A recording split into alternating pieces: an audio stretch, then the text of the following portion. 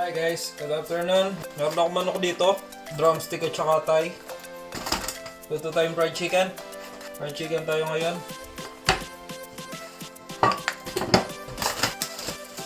Laksan natin siya ng malamig na tubig. Tapos dry natin. Sabi natin sa kung palanggana. Yan, lagyan natin sa palanggana.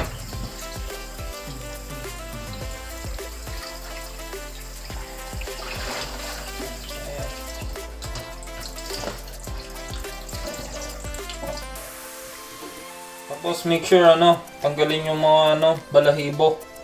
Minsan kasi may natitira pong mga balahibo. So make sure natin na malinis yung manok. Yan, kasi legs to eh. Thigh at saka legs. Galing lang yan. Yan na yung manok natin. Tapos ang ginagawa ko na-marinate ko pa yan ng lemon. Kahit isang lemon na. Okay na yan. Lemon. Marinate natin ng lemon. Lagyan natin ng lemon.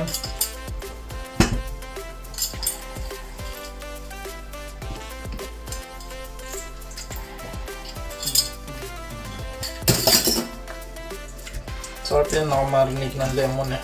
Pag kasi nakamarinate ng lemon, malambot yung loob. Hindi nagda-dry. Isa sa mga yun. Isa sa mga sikreto. Nakamarinate na. Habang gawin natin yung pang butter natin.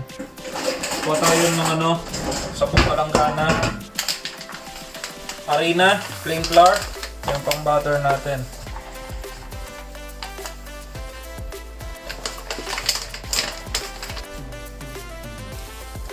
Ayun kung konti yung yan. Tapos salt. Yan natin salt. Black pepper, syempre. Yan lang to guys. So kayo nang bahala. Ito garlic powder or garlic granules. Kung meron kayong pwede rin. Onion powder or onion granules. So pwede rin yan. Minsan nilalagyan ko rin ng paprika. Ewan ko kung meron ng paprika ngayon. Check ko lang. Meron. Meron din paprika guys. Yan, paprika. Walang sikreto to. Lang to. Paprika powder lang. Tapos, halu-haluin lang muna. Mix siya. Mix natin yung ito na yung natin, yung dry. Yung dry natin. Tapos kuha pa tayong lalagyan. Gawa tayo ng itlog. Yung wet naman yung kahit tatlong itlog lang. Kaya guys, tatlong itlog, pwede na yan. Kasi yan, minsan pwede mo lagyan ng milk. Kung gusto mo lagyan ng milk.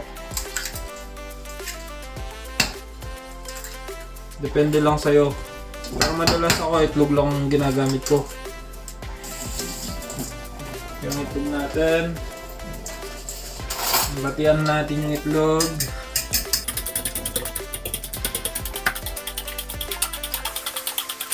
Okay na yan. Halo na. Pero itong dapat yung powder, haluin natin ng maayos. Mas nakamix ng maayos, mas maganda. Tapos after mong na-marinate yung yung chicken sa lemon, pwede mo na lagyan ng konting asin yan at saka konting black pepper. Pampalasa lang.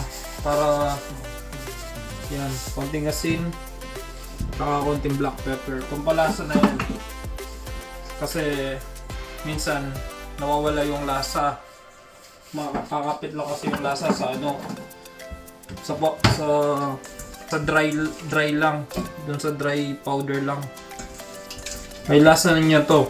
May alat ng konti. Saka asim, yung lemon. Alat at saka asim, tapos black pepper. So okay na. Tapos mag-butter na tayo. Ng yaman, masarap. Yummy! Pag nagbabutter kasi ako, ang ginagawa ko, kunyari, yan, chicken. Powder muna. Powder, tapos egg. egg, tapos powder ulit. Parang double coat siya. Yan, ganyan lang siya. Tapos mag-init na tayo mantika habang nagba-butter tayo. Ayan, may ano na ako, na-butter na ako. So, init ko muna yung mantika. Sandali lang. Guys, eto, gamitin natin to. Galing sa in-law ko to. Salad master ng in-law ko. Pinamanin niya. Tayong ano, mantika. Ayan, mantika. On natin to. Ayan, lagyan ng mantika.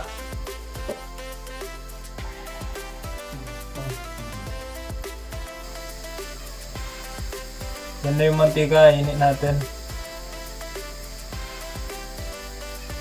So guys, tuloy natin yung ano, yung minarinate natin. So, ayan, Thai. Powder muna. Tapos egg.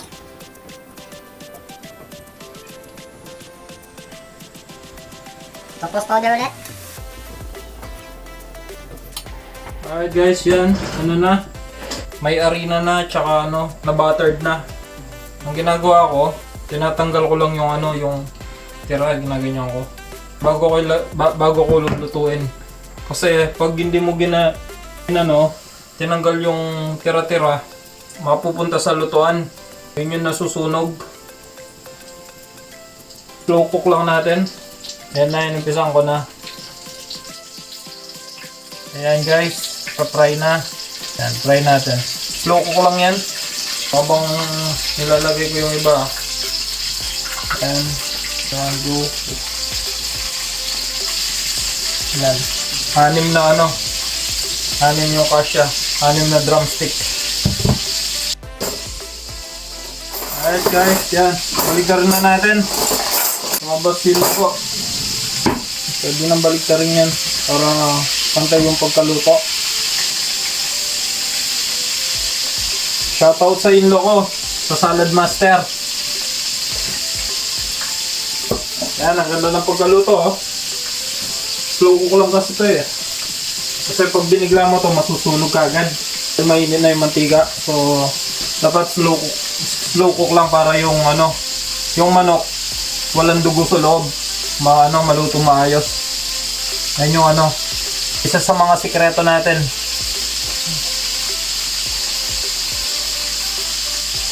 Yan guys, habang hinihintay natin yung ano, manok, tayin ko yung kanin sa rice cooker para isan lang. Ito yung kanin na malamig, oh. So, kanin na malamig. Yung tira kagabi sa niluto ko. May tira pang kanin. Yan.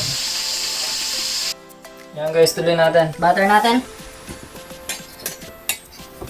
Kaya ako nag-butter. Madalas pag ginagawa ko, separate yung ano, yung dry sa ano, sa wet. Madalas yan yung ginagawa ko eh. Kaya ugas ako ng ugas ng kamay. Kasi madikit. Kaya ko yung laging dumidikit.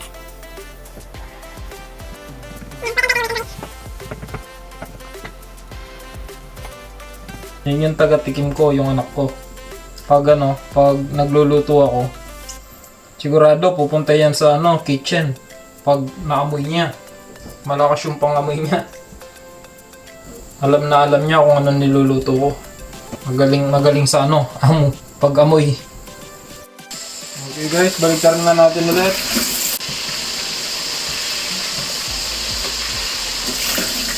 Habang hinihintay yan, sayang tayong kanin.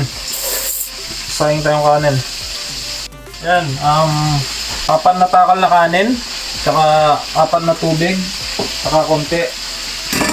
4 and 1/4 na tubig. Pagdaran lang ng konti. Yan. Lagyan natin sa rice cooker. Okay na yan. Pan muna. Yan yung kanin natin. May tira pa yung kahapon. So, eto na yung eto na yung fried chicken. Yan na siya. Reverse natin. Ayan. Ang ganda ng pagkaluto. Slow cook lang yan. Slow cook lang yan mga boss. Ayan. Ganyan lang po siya. Mga mom and sir, mga bossing. Yan. Ganyan po kami mag-fried chicken. Kanya-kanya po tayo ng diskarte sa pagluluto ng fried chicken, pero Iba-iba yung mga panglasa. Yung niluluto natin. Ayan po. Mga bossing yan. Ano na siya? Pwede na. Luto na siya. Yung drainer. Yan. Yan. Para yan. Hindi rin naman maganda yung yung overcook. Pag overcook naman, mag-ano yung chicken, magda-dry na. Dapat yung sakto lang. Normally mga chicken, mga lang yan, 15 to 20 minutes niluluto Kung depende gaano siya kalaki. Yung kung mga legs lang na ganito, mga ganun lang, 15 to 20 minutes. Ayan fried chicken. Yung fried chicken natin. Ano to, yung thigh ng manok, yung susunod natin. Saan na natin? Natuo yung thigh. Ano yun natin? Tanggalin natin yung powder. Yung dumikit na, yung hindi dumikit. Ayan. Lagay natin.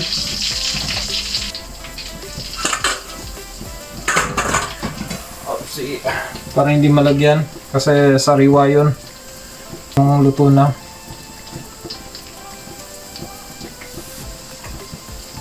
Yan. Basta slow cook lang po mga ma'am and sir, mga boss. Slow cook lang muna natin yan. Yung type part na yan.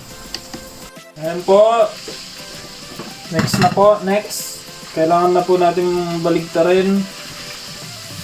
Flip natin. Flip. Para pantay yung pagkaluto. Baligtarin natin. Haluin natin yung kanin. Ito yung kanin para pantay yung pagkaluto. Ayan guys, ganda ng pagkaluto ng manok. Ng manok, Ayan. Ayan, diba? Kahit anong luto natin, guys. Sabi ko nga, hanggang basta manyaman. Ayan. Hanggang basta manyaman. Kahit anong lutuin mo, basta masarap. Okay na yan. Hanggang basta manyaman. Yan, ito na yung naluto natin, Diba? Ang ganda ng pagkaluto.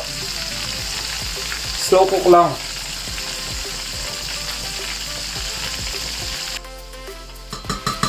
Ayan, kanin natin.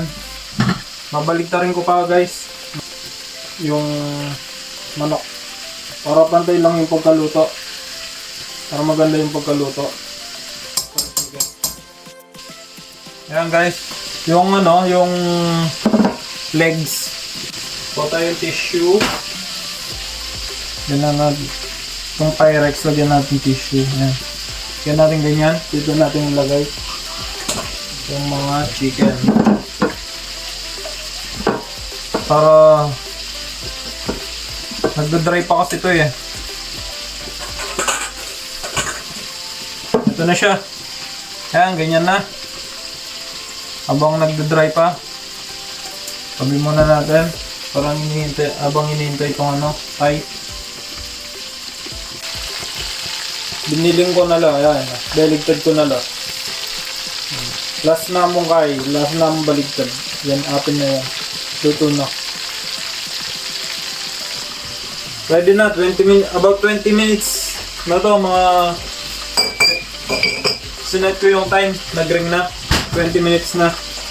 So, okay na to. Pakita ko sa inyo. Ayun siya. So, okay na. Kunin na natin. Tanggalin muna natin yung mantika ng fried chicken natin. Drain na natin siya, drain. Ayan. Guys, yan yung fried chicken natin. Okay na. Thank you for watching guys. Bye.